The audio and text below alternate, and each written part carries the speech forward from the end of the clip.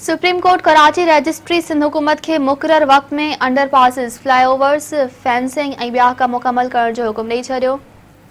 Chief justice Gulzar Ahmad चयो आहे त अदालत जे ॾिनल मोहलत ख़त्म थी वई। कराची सर्कुलर रेलवे बहाल छो नाहे थियो? तव्हां रुगो असां सां रांदि खेॾी रहिया आहियो। चीफ जस्टिस गुलज़ार अहमद जी सरबराही में सुप्रीम कोर्ट कराची रजिस्ट्री में सर्कुलर रेलवे जी बहाली बाबति ॿुधणी दौरान सेक्रेटरी रेलवे अदालत खे ॿुधायो त ट्रैक तक़रीबन क्लियर थी वियो आहे। ग्रीन लाइन जे करे कुझु हंधनि ते रुकावटूं आहिनि।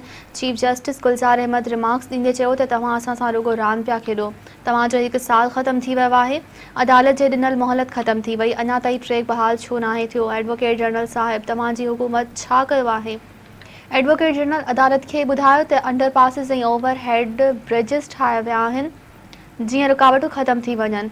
उन मौक़े ते सेक्रेटरी ट्रांसपोर्ट अदालत खे आगाही ॾींदे चयो त हिन साल बजट में मनसूबनि लाइ 5 अरब रुपया रखिया आहिनि। 3 अरब रुपया जारी बि करे चुका आहियूं।